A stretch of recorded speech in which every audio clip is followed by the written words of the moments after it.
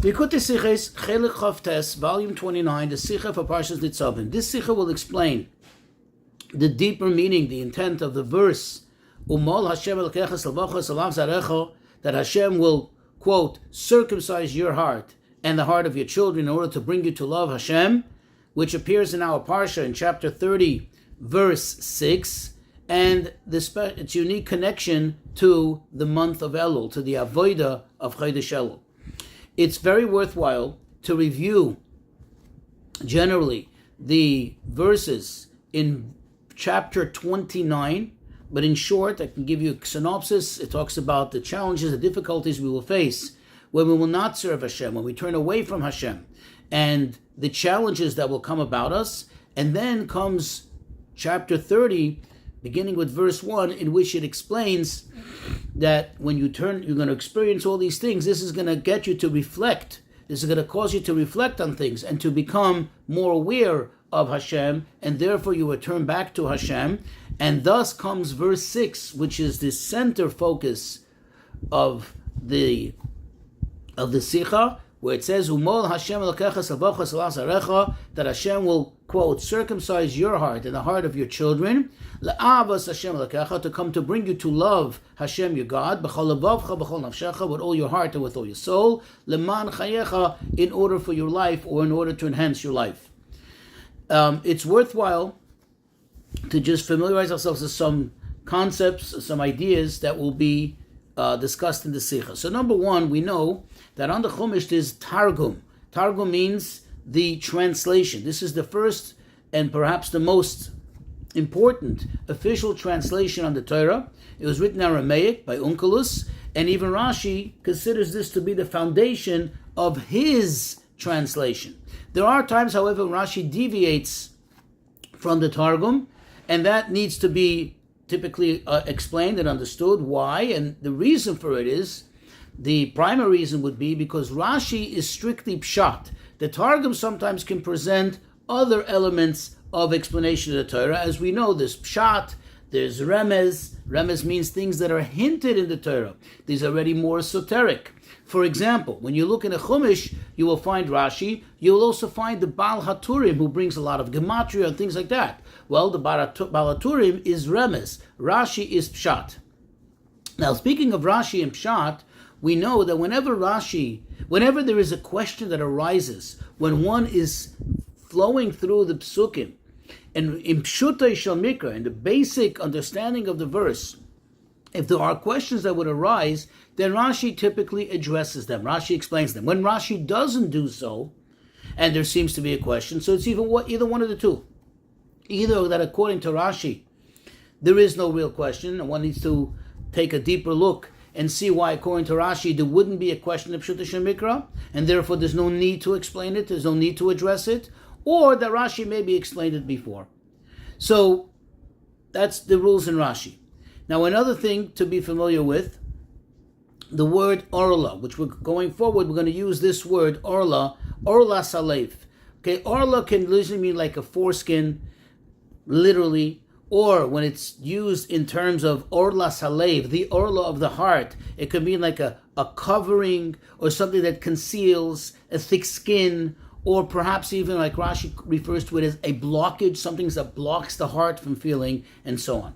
One more final thing to be familiar with, the idea of isarusa dilatata, an awakening and arousal from below, meaning there is things that come that are triggered from above, that Hashem gives us high, lofty revelations, and then there is the avodah that we have to do, and we have to bring it from us, so to speak, trigger it by doing our avodah, thus quote-unquote arousing the higher levels to shine down on us. So let's go into the Sicha.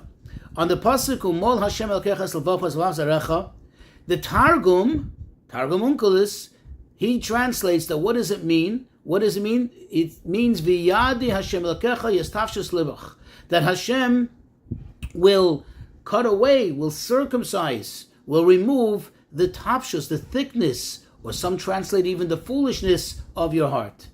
Now, why does the Targum find it necessary to say that? Because it seems very obvious that you don't you can't circumcise the heart itself, right? It seems very obvious that you don't circumcise the heart, you circumcise that which you could remove. And therefore the Targum is almost like filling in the blanks, so to speak. Even though it doesn't say it in the verse, but he's telling us that what the verse means is not that Hashem will umol es levavcha, your actual heart, you will cut it, or he will cut the heart of your children, but rather cut and remove that which blocks the heart, that which grows around the heart, figuratively speaking. However, from the fact that Rashi doesn't address this at all, this implies that either, according to Rashi, there's no question at all, or that Rashi addressed it elsewhere. What is it?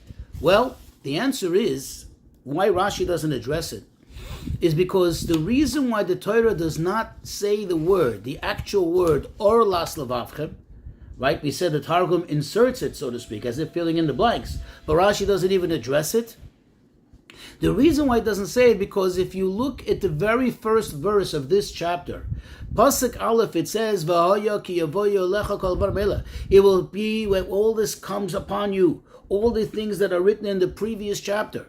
And it says, "V'shafta ad Hashem elokecha." Then you're going to do tshuva, you're going to return to Hashem. "V'shamaita b'koilo," you're going to listen to His voice. You and your children, with your whole heart and with your holy soul.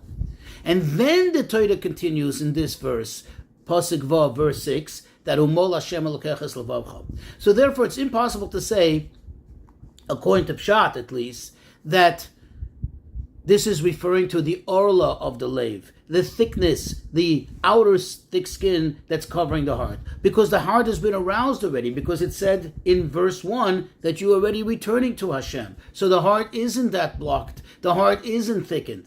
And therefore, we must say, and that's what it seems where Rashi holds, he doesn't have to even say it, that when it says over here, umol Hashem elokecha es levavcha, this is not talking about a literal umol, like cutting away, removing, circumcising, so to speak. But rather, this is a reference to something higher, to something greater, to something loftier than just removing the orla of the heart. Meaning that perhaps we can look at it this way. In the verse 1, when it speaks about the Yidden doing tshuva as a result of all the terrible things that happened in chapter 29, perhaps we can say that is a tshuva which triggers or is triggered by yira, the fear of Hashem. And here, the Torah is telling us that once you accomplish that, then umol Hashem elokecha es levavcha, Hashem will bring the person to a higher level, which is, as it says in the verse, l'ahavas Hashem elokecha, to the level of ahava. However, the question that can be asked on this is the following. We know that in the Torah, the idea of loving Hashem has to come from the person. As we say twice a day, v'ahavtas Hashem elokecha, you have to bring out the love in you. You have to trigger the ahava in you. So the question is, what exactly is happening here? Here it says, umol Hashem elokecha, Hashem will do it for you to bring you to love Hashem. So there seems to be some discrepancy or inconsistency in the idea of what ahava typically is, that has to come from the person. And here we're saying, no, it's going to come from Hashem. How do we explain it? Well, this answer too, perhaps, is explained if we take a look and we follow the order of the verses. We can see how in the course of the verses, it got answered already. Because it says over there,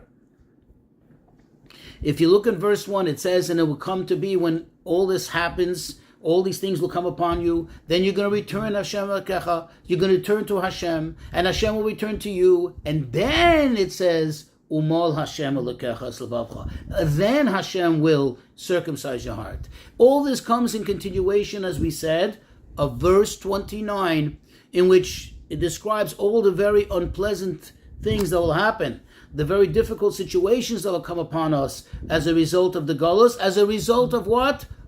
That they leave the covenant of Hashem. And the Torah explains, how does this happen? How does a Yid leave the covenant? How does a Yid leave the ways of Hashem? Because it says, Ki atem yodaitem, es asher yeshavtem Mitzrayim. You know very well that you lived in Mitzrayim, and you saw all the despicable things, you saw all their ways of life, their culture. And perhaps Hashem says, maybe there's someone amongst you that his heart turns away from Hashem to go and serve and worship the gods of these nations. So from this you will understand that when it says Umol Hashem Elokechas Levavcha, after a Yid does tshuva, it's where Hashem is saying, I am going to now help you. When I see that you do tshuva, when I see that you fear Hashem and you want to love Hashem, then what I'm going to do is I'm going to remove the cause, the thing that normally brings the person to have levave poinim min Hashem, that his heart should turn away from Hashem. And what is the meaning of this? In other words, how do we explain this? So generally speaking, there are two reasons why a person's heart would turn away from Hashem. Either because there's something inherently wrong with the heart, or like we say, there's an orla on the heart is covered, is thickened, and therefore it has a negativity, and therefore it's not following Torah mitzvahs. Or perhaps another reason why this can happen sometimes is because the person's heart is good, it's pure. However, because of an outside cause, because it triggers that, an outside cause that may trigger the heart to now become aroused and desire things that are not consistent with serving Hashem. What is that? The eyes.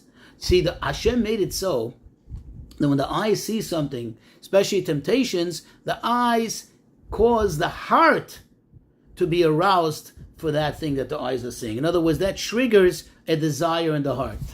And these two things are actually expressed, if you look closely in the verses where it says, is there a person amongst you?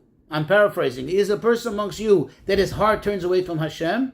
And then it says in the other verse, and you saw all their culture and all the despicable things, which is obviously referring to an outside cause.